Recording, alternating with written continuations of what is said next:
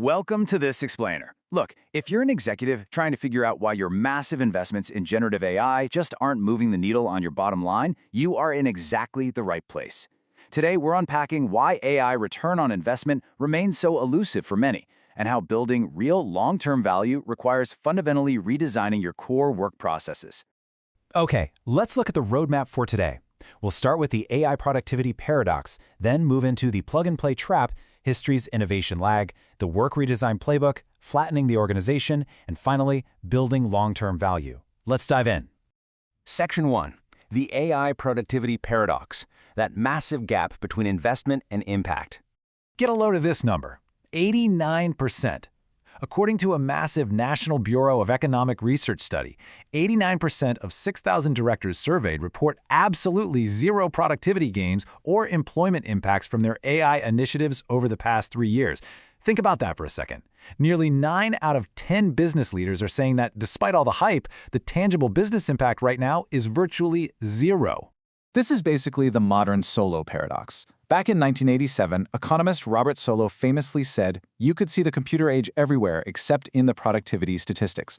Well, we're seeing the exact same thing right now with AI. We're looking at a 15% average annual growth rate in U.S. spending on artificial intelligence juxtaposed against a really sluggish 1.3% growth in labor productivity. Massive tech investments simply aren't translating into immediate, measurable results. Which brings us to Section 2, the plug-and-play trap. Basically, why adding AI right on top of your existing work is a recipe for failure. Here's the really crucial part. Sticking AI on top of existing workflows doesn't reduce work. It actually multiplies it. The discrepancy between junior staff and the C-suite in this 8-month Harvard Business Review study is pretty wild. 83% of junior staff and associates reported an increased workload, and over 60% are reporting burnout. Meanwhile, only 38% of the C-suite feels that same strain.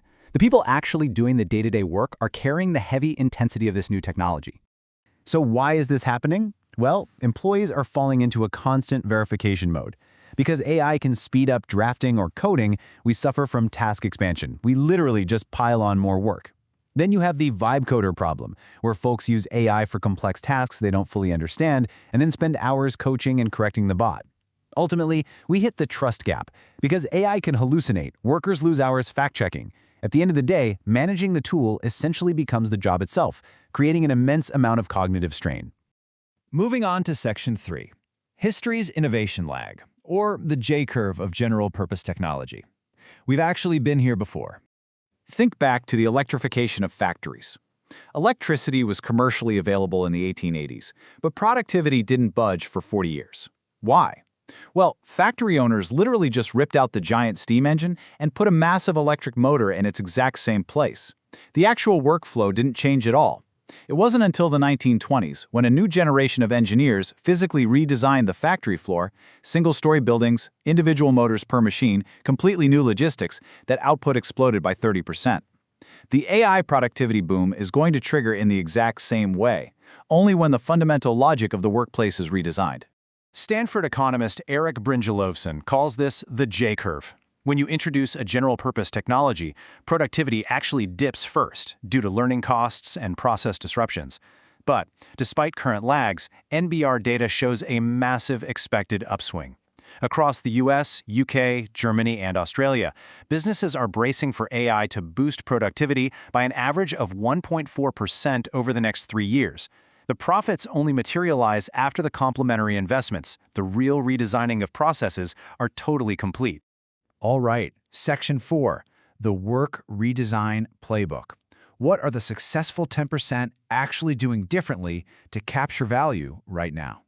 The top 10% are completely abandoning what we call the IT tool mindset. They aren't asking, how do we use ChatGPT to write this report faster? That just leaves your existing, flawed workflow completely intact. Instead, they embrace a work redesign mindset. They take a human-centered approach and ask, should this report even exist at all? And if it should, what would the entire process look like if AI were a structural, foundational part of it right from scratch? This shift in mindset is incredibly rare, but man, is it lucrative. McKinsey's 2025 State of AI survey reveals that only 6% of companies capture a significant earnings impact from AI. Meanwhile, a staggering 94% struggle to measure any bottom-line returns at all. So what sets that elite 6% apart?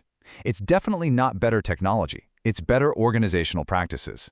They map workflows to discover exactly where human judgment lives, treating AI as an integral part of the process, and they fundamentally redesign the work itself. To maximize your return, you absolutely must treat this as a human systems challenge, not just a simple software update. You've got to look at your human resource composition. How do your experts in AI interact?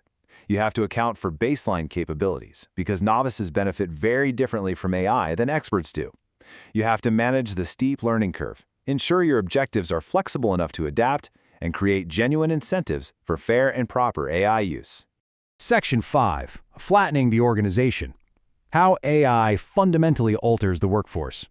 This data from the Brookings Institution is fascinating. We're seeing a real structural shift in hierarchy among AI investing firms.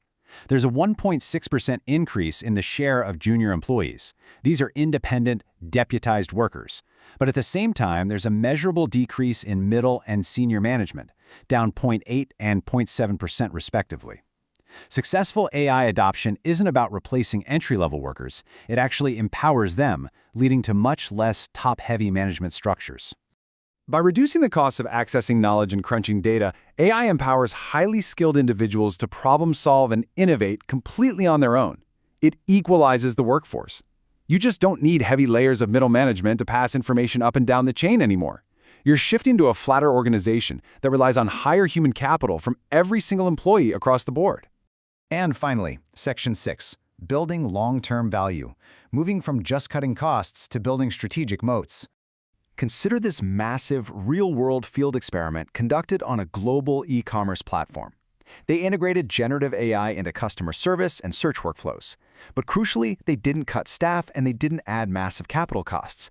The input stayed exactly the same. Yet they saw a 1% to 22% increase in conversion rates. The growth didn't come from supply-side cost-cutting, it came from demand-side value creation.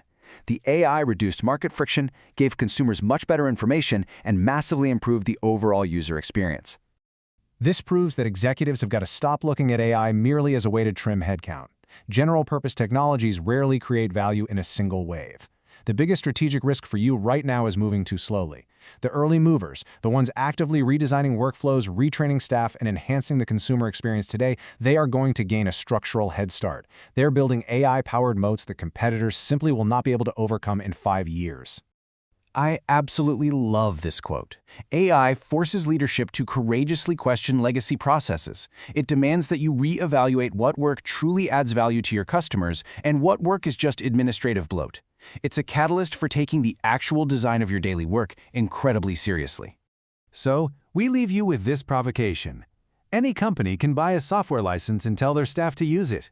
But in 5 years, the market leaders won't just be using AI as some add-on tool, they will be fundamentally working with it, deeply integrated inside entirely redesigned core business processes. The real question is, which path is your organization choosing today? Thank you for joining us for this explainer. Keep questioning, keep redesigning, and we'll see you next time.